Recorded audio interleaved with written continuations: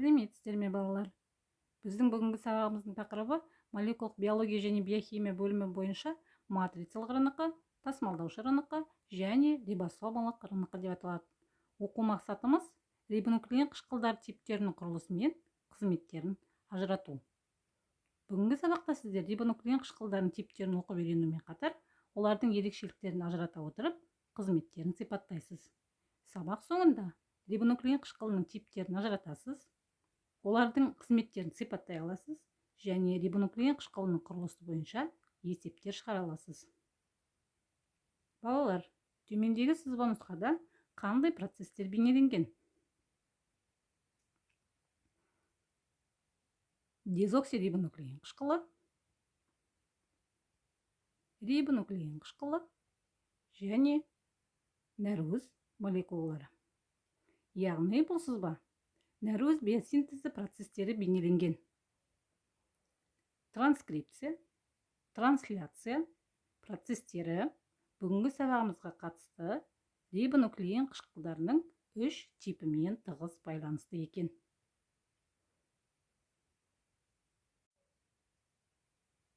Балалар, сіздерге рибонуклеин қышқылы және дезоксирибонуклеин қышқылы туралы видеоны ұсынамын.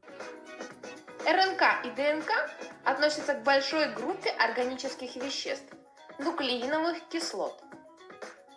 Существует 3 вида РНК. Первый вид – это информационный РНК. Это точная копия участка ДНК, то есть гена. В отличие от ДНК, молекула РНК одноцепочная. Состоит из мономеров, нуклеотидов, так же, как и ДНК. Но в составе нуклеотидов РНК вместо сахара дезоксирибозы находится сахар рибоза. Вместо азотистого основания тимина есть урацил. То есть РНК – это одна цепь, которая состоит из адениловых, урациловых, гуаниловых и цитидиловых нуклеотидов. Зачем нужна информационная РНК? Для того, чтобы скопировать информацию и перенести ее к месту синтеза белка. ДНК – это хранитель информации, как жесткий диск в ноутбуке. Для того, чтобы распечатать реферат, мы не разбираем ноутбук и не достаем с него жесткий диск, на котором хранится вся информация. Мы можем использовать флешку и переписать только нужный нам фрагмент информации, перенести его на принтер и распечатать, получить реферат в готовом виде. Так, РНК, подобно флешке, переписывает только один ген и переносит эту информацию на рибосому, которая, подобно принтеру, синтезирует белок, печатает информацию.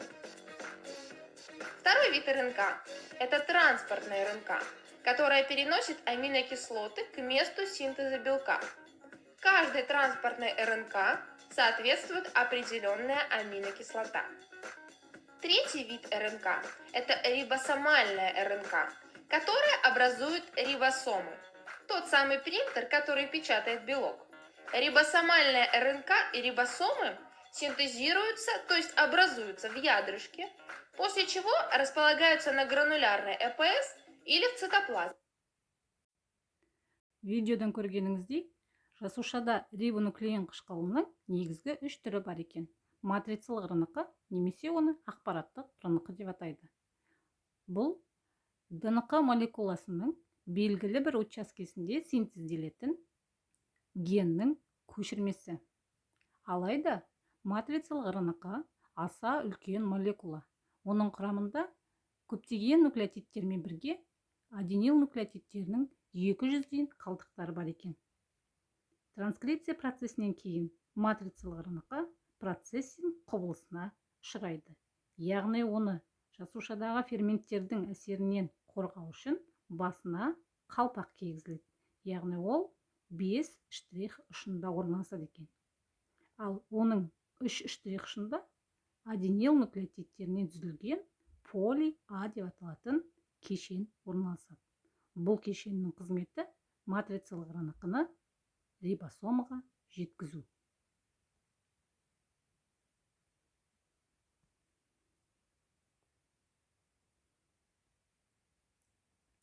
Келесі рибонуклеин қышқылының түрі тасымалдаушы РНК деп аталады. нәруыз синтезінде амин қышқылдарын рибосомаға жеткізетін тасымалдаушы РНК. Жасушада көлемі жағынан ең кішкентай молекула. Оның құрамында 75-тен 95-ке дейін нуклеотидтер болады. Рибонуклеин қышқылының бірінші реттік құрылымы жоңышқа жапырағы пішініне айнала алады. Жоңышқа жапырағы пішіні бұл комплементарлы принцип негізінде аденин, урацил, гуанин және цитозин молекулалары арасында түзілген сутектік байланыстың нәтижесінде екінші ретті құрылым болып табылады. Яғни беде жапырағының ұшында орналасқан гуанин, аденин, цитозиннен тұратын 3 нуклеотидті триплет деп атаймыз. Бұл немесе антикодон болып табылады. Және тасымалдаушы РНК-ның қарама-қарсы ұшында орналасқан акцепторлық орталыққа амин қышқылдары орналасады. Тасымалдаушы РНК-ның генетикалық кодта әр 20 амин қышқылын кодтайтын нуклеотидтер орналасқан. Егер антикодондағы гуанин, аденин, цитозин 3 триплетіне генетикалық кестеде цитозин, урацил және гуаниннен тұратын триплет сәйкес келеді. Бұл триплеттер сәйкесінше лицин амин қышқылын кодтайды. Келесі сызбада транскрипция, трансляция процестері бейнеленген. Транскрипция процесі нәтижесінде түзілген матрицалық РНК цитоплазмаға өтті. Цитоплазмада рибосомаға орналасады. Трансляция процесінің басталуына тасымалдаушы РНК-лардың амин қышқылдарын жеткізуі және амин қышқылдарының арасындағы пептидтік байланыстардың әсерінен нәруыз молекулалары жасалынады. Ал нәруыз молекулаларының түзілуінде рибосомалық РНК басты рөл атқарады. Рибосомалық РНК ядрошықта синтезделеді және ол жалпы РНК жасушаларының 85-90% құрайды.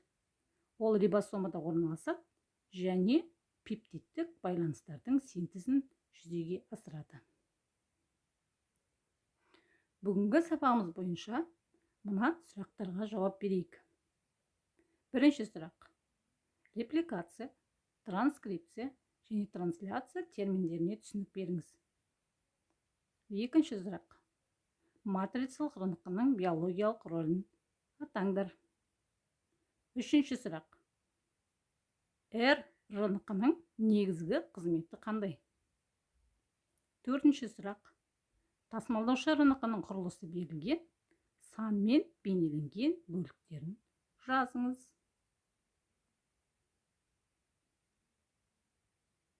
Және балалар, өздігінен орындалатын оқу тапсырмасы төмендегіше. Бірінші биологиялық диктант жазу. Яғни төменде берілген кілт сөздерді пайдалана отырып, бос орындарға тиісті сөздерді жазып толтырасыз. Екінші тапсырма биологиялық есеп.